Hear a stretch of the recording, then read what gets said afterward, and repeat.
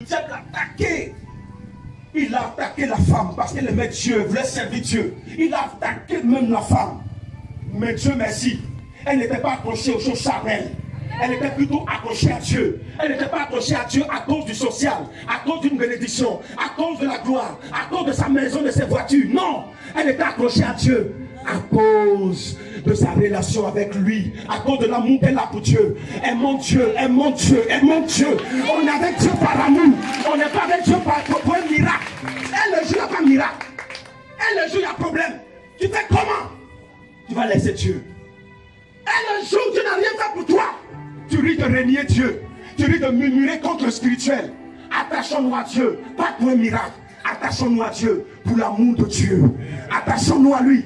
Et pour avoir cet amour grand, c'est pour ça que Jésus a insisté sur l'essentiel.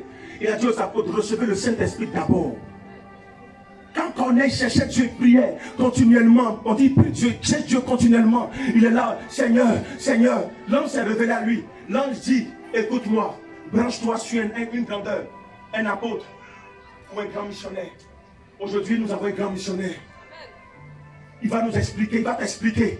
Et voici, la Bible dit que Corneille a fait appeler Pierre. Quand Pierre est arrivé, le premier enseignement que Pierre va donner, c'est l'essentiel. Il dit à Corneille, tu es un homme qui aime la prière. Tu pries continuellement Dieu, tu cherches Dieu. Mais tu dois savoir que l'essentiel, c'est d'accepter Jésus comme ton Seigneur et Sauveur. Il est mort à la croix pour toi.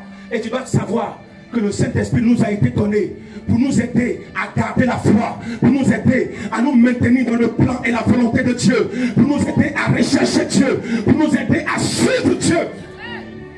Parce que beaucoup de chrétiens aujourd'hui suivent le Seigneur, mais ne connaissent même pas la volonté de Dieu pour leur vie. Si tu n'es pas attaché au Saint-Esprit, comment est-ce que tu pourras obéir la voix de Dieu? Je te parle souvent, ton miracle se trouve dans la relation que tu as avec le Saint-Esprit. C'est lui qui va t'aider à avoir le miracle. Souvent le chrétien là, le Saint-Esprit dit fais comme ça. Il dit non, moi je fais comme ça. Il fait sa propre volonté. Comment tu peux voir Dieu? Comment tu peux pas? Ça se trouve dans la relation que tu as avec le Saint-Esprit. C'est lui qui va te conduire. C'est lui qui va te diriger. Toutefois que tu dois faire quelque chose, Saint-Esprit, tu dois savoir qu'il est là. La Bible dit que connaître cette attache au Saint-Esprit. Tellement c'était important. La Bible dit même les païens ont reçu le Saint-Esprit. Ils ont commencé à parler en langue. Et ce qui va se faire, il faut commencer à prophétiser. Paul aussi pareil. Quand Dieu a choisi les apôtres, il cherchait encore un autre apôtre. Il a découvert qu'il y avait un autre apôtre qui avait de la valeur, une valeur apostolique, l'apôtre Paul. Mais lui, il attaquait les chrétiens. Dieu cherchait cet apôtre. Il s'est révélé à lui. Il l'a aveuglé. Il l'a mis de côté. Et il a appelé Ananias pour aller prier pour lui, pour qu'il reçoive le baptême du Saint-Esprit. C'est quand il a reçu le baptême du Saint-Esprit que ses yeux se sont ouverts. Il a compris que le judaïsme c'est vrai, mais le christianisme est venu accomplir le judaïsme. Que Jésus est le Fils de Dieu. Il s'était attaché aux judaïques, aux scribes, aux pharisiens. Mais quand le Saint-Esprit est descendu sur lui, il a ouvert son esprit. Il dit tu t'es trop attaché à la chose charnelle. Tu t'es trop attaché aux lois humaines. Attache-toi maintenant à Dieu. Écoute-moi bien. Jésus que tu persécutes là, c'est lui le Fils de Dieu qui a été annoncé par Esaïe. C'est lui qui est mort à la croix pour nous sauver. Paul, tu as la valeur apostolique, tu as une grande valeur. Tu dois savoir que maintenant, tu dois prêcher le christianisme. Le christianisme est venu accomplir le judaïsme. Quand le Saint-Esprit est descendu sur lui, les écailles de ses yeux sont tombées. Ses yeux se sont ouverts sur une autre dimension. Il a compris. Il était charnel. Il fallait le Saint-Esprit pour l'emmener dans le spirituel. Paul a commencé à prêcher avec assurance. Il a commencé à faire l'œuvre. Et quand il arrivait à Éphèse, il a vu 12 personnes, il les a baptisés du Saint-Esprit. Il a prié pour eux, pour qu'ils reçoivent le baptême du Saint-Esprit. La première parole, la première des choses, c'était de dire aux gens, est-ce que vous avez reçu le Saint-Esprit quand vous avez cru? Et la Bible dit que ces personnes disent, oui, on a reçu. Ou ils n'ont pas reçu. Beaucoup ne connaissaient même pas le Saint-Esprit. Quand il finit de leur poser la question, il leur explique que le Saint-Esprit est important. Jean baptisait d'eau pour dire, venez à la repentance, mais Jésus lui baptise du Saint-Esprit.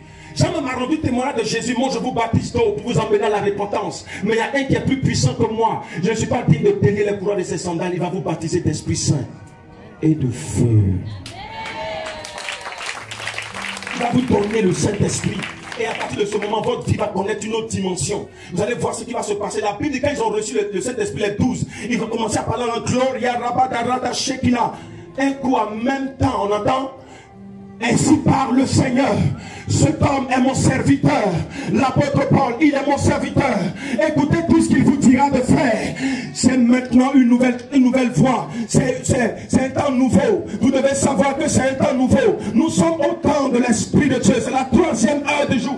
Ils ont commencé à prophétiser. Ils prophétisaient. Quand ils ont reçu le Saint-Esprit, en même temps, le don spirituel est descendu. Ce matin, attache-toi au Saint-Esprit. Les dons spirituels vont se manifester dans ta vie. Attache-toi au Saint-Esprit ce matin. Dis avec moi, je vais saisir le Saint-Esprit. Saint-Esprit, j'étais trop négligé. Oui, il est presque midi. Qui veut qu'on travaille un peu en révélation? Qui veut qu'on prie un peu pour les malades? Quand j'enseigne comme ça, je n'ai pas pu travailler. On va faire un peu. Alléluia. Et quand tu amènes très fort. Parce que le Saint-Esprit se manifeste. C'est un Dieu qui parle, c'est un Dieu qui se révèle. C'est un Dieu qui nous connaît, c'est un Dieu qui sait d'où nous sommes, d'où nous venons. Tu es une nouvelle personne ici, je veux te dire que Dieu te connaît. Dieu sait d'où tu viens. Il connaît ton nom, il connaît ton prénom. Il connaît ce que tu fais, il connaît ta vie, ta situation. Le Saint-Esprit, c'est lui. Ouais, souvent quand on travaille en révélation, c'est le Saint-Esprit. On ne te connaît pas, on ne t'a jamais vu. Il n'y a pas de montage. Ici, c'est authentique. On vous pose des questions, on vous demande. Alléluia. C'est le Saint-Esprit. Il y a des femmes même qui reçoivent des révélations. C'est le Saint-Esprit qui travaille. Il est capable de guérir, il est capable de libérer. Alléluia. Nous avons prié pour des cas compliqués. Des médecins ont déclaré que ces femmes ne pouvaient jamais enfanter. On a vu ces femmes rendre témoignage. Dieu a défié. Alléluia. Le Dieu que nous adorons est puissant, il est vivant. Mais s'il vous plaît, retournez à l'essentiel. Le baptême du Saint-Esprit.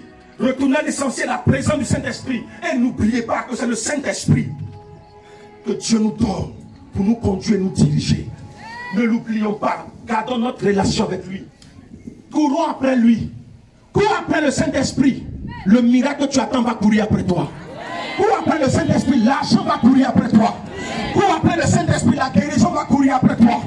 Cours après le Saint-Esprit. Pendant que tu considères, tu aimes sa présence. Pendant même que tu es assis, lui-même il descend sa force, il te touche. Cherche-toi à la maison, il t'opère. Il est vivant, il est réel. Et quand dit il est vivant, il est réel. Lève ta main, dis Saint-Esprit, je te veux. Saint-Esprit, je te veux. Je te veux ce matin. On va se lever. On va se lever, s'il vous plaît. Adorons Jésus-Christ, le feu du Saint-Esprit. Amen. Qui parle déjà en langue? Tous ceux qui parlent en langue, levez la main. Le signe qui montre qu'on a reçu le baptême du Saint-Esprit, c'est le parler en langue. On parle en langue, on parle une nouvelle langue.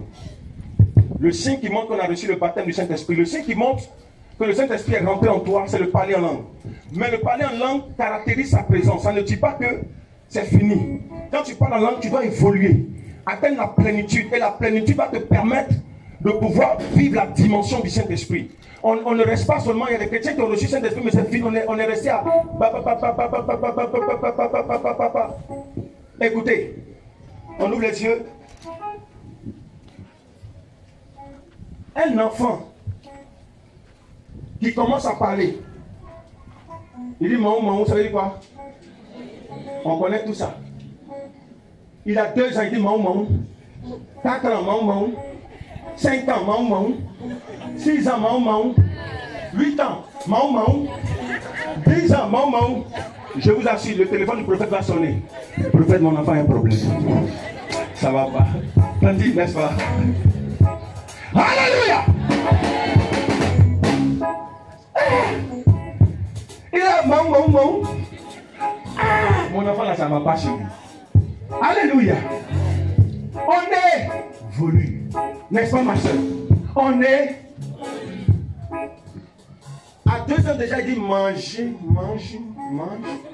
3 ans, manger. 4 ans, maman, je vais manger. 5 ans, maman, apprends-moi à manger. 8 ans, maman, s'il te plaît, je vais manger. 15 ans, maman, je vais manger. 18 ans, bon, va préparer, je vais manger. À 18 ans, il dit ça. 20 ans, j'ai dit Coco, prépare que je mange. Moi, 21 ans, prépare que je mange. Les frères changent au fur et à mesure. Maintenant, tu es là. 15 ans, maman. 18 ans, maman. Il n'y a pas quelqu'un qui va les préparer pour que tu manges. C'est quelle femme qui a accepté un homme qui dit maman? Alléluia! Alors le chrétien, vous devez savoir que tu as reçu Saint-Esprit. Tu es là. Ba. 15 ans. Ba. 3 ans. Ba. Son ça diminue. Avant il y avait puissance. Ba. Maintenant c'est ba. Maintenant c'est ba.